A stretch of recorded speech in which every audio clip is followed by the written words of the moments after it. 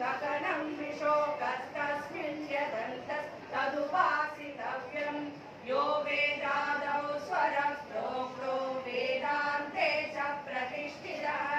तस्य प्रकृतिः यः परः स महेश्वरः